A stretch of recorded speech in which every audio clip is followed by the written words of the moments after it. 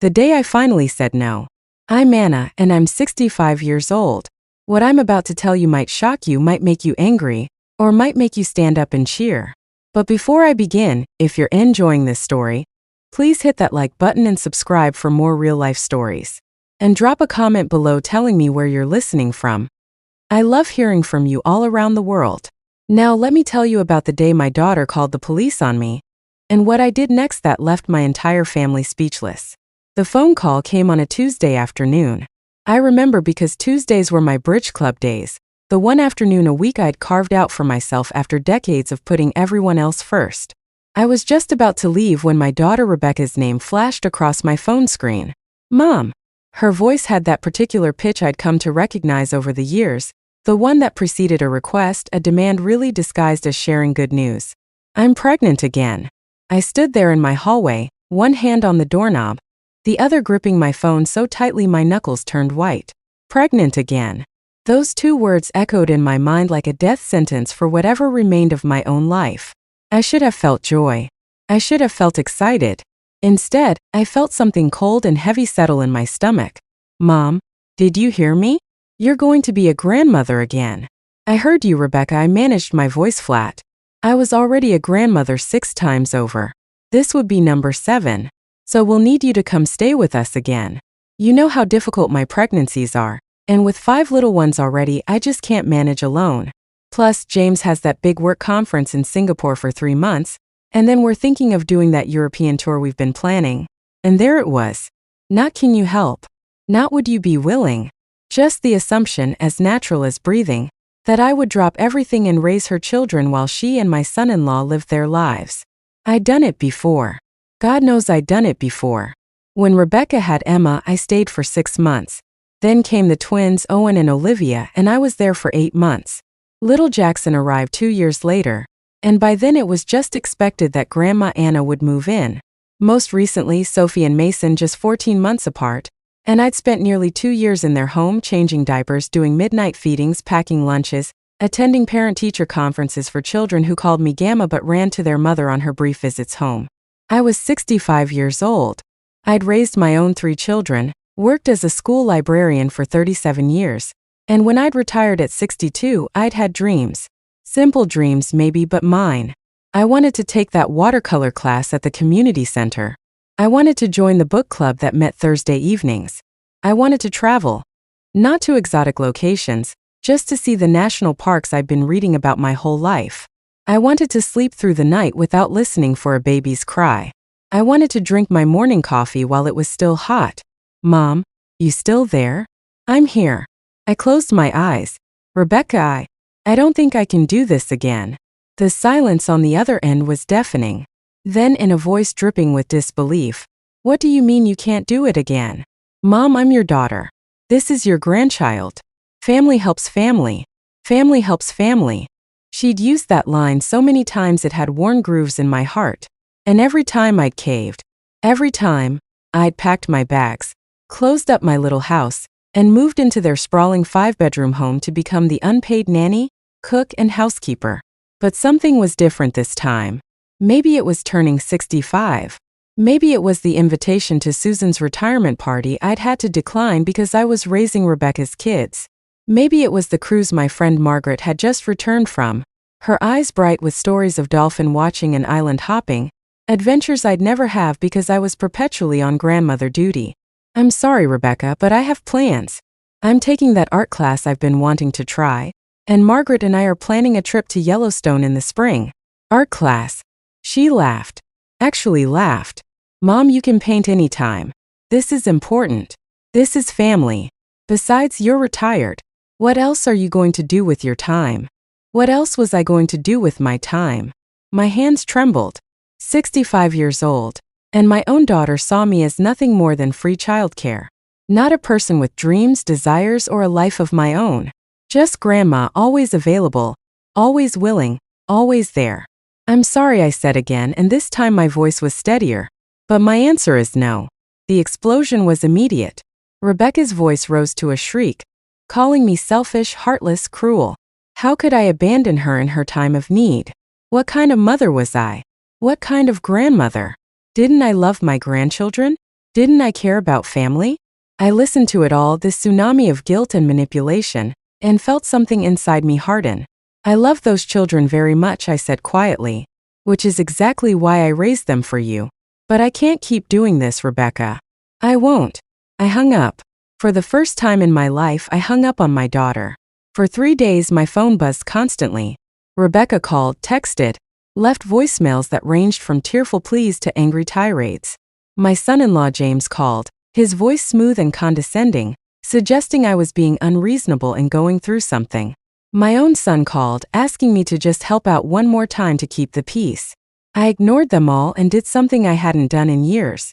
I signed up for that watercolor class. I joined the book club. I started planning my Yellowstone trip with Margaret. On the 4th day, Rebecca showed up at my door. She was crying, her hands cradling her barely their baby bump. Mom, please. I need you. The kids need you. I can't do this without you. I looked at my daughter, really looked at her. At 38, she'd never had to struggle. She'd married James right out of college, a man from a wealthy family who showered her with everything she wanted. The big house, the luxury cars, the exotic vacations, everything except what she actually needed, to grow up and be a mother to her own children. You can do this, Rebecca. You're a capable, intelligent woman. You just choose not to. That's not fair. You don't understand how hard it is. I understand perfectly.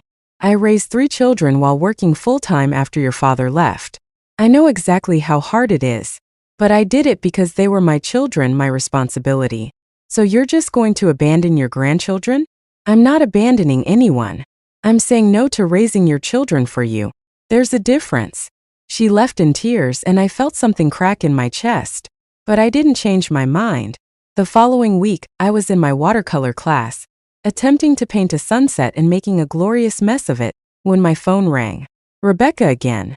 I almost didn't answer, but something made me pick up. Mom. Her voice was cold now, all tears gone. I'm calling to let you know that James and I have decided to hire a full-time nanny. We've found someone wonderful. She'll move in next week. That's good, Rebecca. That's what you should have done years ago. Yes, well, it's going to cost us $60,000 a year plus room and board. $60,000 that we wouldn't have to spend if you weren't being so selfish. I closed my eyes. There it was again. Selfish. The worst thing a woman, a mother, a grandmother could be. I hope she works out well for you, I said and ended the call. But Rebecca wasn't done. Over the next few weeks, the family pressure intensified. My youngest daughter called, crying, saying I was tearing the family apart. My sister called, suggesting I was being unnecessarily harsh. Even my mother, 89 and living in assisted living, called to tell me that family came first, always. I stood my ground. I went to my classes. I planned my trip. I started living my life. Then came the day that changed everything. It was early November, 3 months into Rebecca's pregnancy. I'd just returned from the grocery store when I saw the police car in my driveway. My heart stopped. Had something happened to one of the kids? To Rebecca? I hurried to the door, grocery bags forgotten in the car. 2 officers stood on my porch. Anna Mitchell? Yes. What's wrong? Is my family okay? The older officer consulted his notepad. We received a call from your daughter, Rebecca Hayes. She reports that you've been harassing her, making threatening phone calls, and causing her severe emotional distress during her pregnancy. I actually laughed. I couldn't help it. The absurdity of it was too much. I've been harassing her? Officer, my daughter is angry because I refused to move in and raise her children while she travels with her husband. The younger officer shifted uncomfortably. The older one's expression didn't change. Ma'am, she also reports that you showed up at her home uninvited last week and became verbally abusive when she asked you to leave. That's a lie. I haven't been to her home in 4 months. She has a doorbell camera video, ma'am. Of course she did. A doorbell camera video of what? Something she'd staged? Someone she'd hired to pretend to be me? My mind reeled. Officers, I don't know what video she showed you, but I haven't been to my daughter's home. You can check my phone's location history, my car's GPS. We're not here to arrest you, ma'am. The older officer interrupted. This is just a warning. Your daughter is considering a restraining order. She wanted us to inform you that any further contact will be considered harassment. They left and I stood in my doorway shaking. A restraining order. My own daughter was threatening a restraining order because I wouldn't be her unpaid servant anymore. That night I didn't sleep. I lay in bed staring at the ceiling, replaying every moment of the last 38 years. Every sacrifice I'd made. Every time I put Rebecca first. Every dream I'd deferred, every opportunity I'd declined. Every piece of myself I'd given away. And this was how it ended. With police at my door and threats of restraining orders. By morning I'd made my decision. I called my lawyer David Chan, who'd handled my retirement paperwork. David, I need to update my will. Of course, Anna. What changes are you thinking about? I want to remove Rebecca as a beneficiary. Everything goes to my other 2 children and split among my grandchildren, except Rebecca's children. There was a pause. Anna, are you sure? This is a significant change. I've never been more sure of anything in my life. Over the next week, I did more than that. I documented everything. Every text message, every voicemail, every instance of Rebecca's manipulation and lies. I gathered bank statements showing the thousands of dollars I'd spent on her children over the years, birthday presents, Christmas gifts, school supplies, clothes. Money I'd given freely, lovingly, never expecting repayment but now seeing clearly as part of a pattern of entitlement. I wrote a letter. Not to Rebecca, I was done trying to communicate with her, but to my grandchildren Emma, Owen, Olivia, Jackson, Sophie, and Mason to be given to them when they turned 18. In it, I explained everything.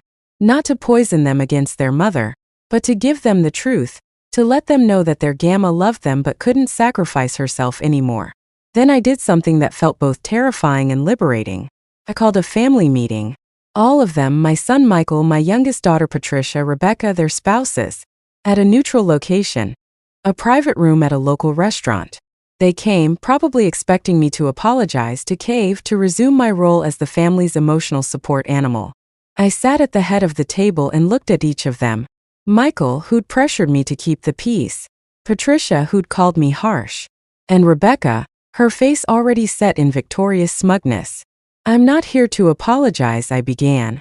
I'm here to set some things straight. Rebecca started to interrupt, but I held up my hand. No, you've had your say. You've called me selfish, heartless, and cruel. You've lied to the police about me. Now you're going to listen. I pulled out a folder I prepared. Inside were spreadsheets, documents, photographs. This is a record of the last 6 years. The total hours I spent raising your children, Rebecca, while you traveled, over 12,000 hours. The monetary value of that childcare at standard nanny rates, over $300,000. The amount of my own life I gave up, immeasurable. I slid the folder across the table. I did it out of love. I did it because you're my daughter, and those are my grandchildren. But I'm done being taken for granted. Mom, Patricia started, but I cut her off. You called me harsh, Patricia. But tell me, would you let someone treat you this way? Would you give up your entire retirement to raise someone else's children while they vacation in Europe? Would you accept being lied about to the police? Silence. I turned to Michael. And you wanted me to keep the peace. But peace at what cost? My health? My happiness? My sanity? Some things are worth disturbing the peace for. Finally, I looked at Rebecca. I loved being a grandmother. I loved those children. But you didn't want a grandmother for them. You wanted a replacement mother. You wanted to have children without actually having to raise them. And when I finally said no, when I finally chose myself, you called the police on me. Her face had gone white, then red. You're making me sound like a monster. I'm stating facts. You told the police I was harassing you. That I showed up at your home uninvited and became abusive. Both lies. You threatened a restraining order against your own mother, because I wouldn't move in and raise your 7th child. I needed help. No, I said quietly. You wanted convenience. There's a difference. You have the money to hire help. You have a husband. You have options. You just didn't want to use them because having me was free and easy. I stood up, gathering my things. I've updated my will. Rebecca, you're no longer a beneficiary. The money I would have left you will be divided among your children, to be given to them when they turn 25, along with letters explaining why. The shock on her face would have been comical if it weren't so sad. You can't do that. She gasped. And I have. It's my money, earned through my labor. You'll still inherit from your father's estate, which is substantial. But my portion goes to people who actually valued me as a person, not just as free childcare. I looked around the table one last time. I'm 65 years old. I don't know how many years I have left. But however many they are, I'm going to spend them living for myself.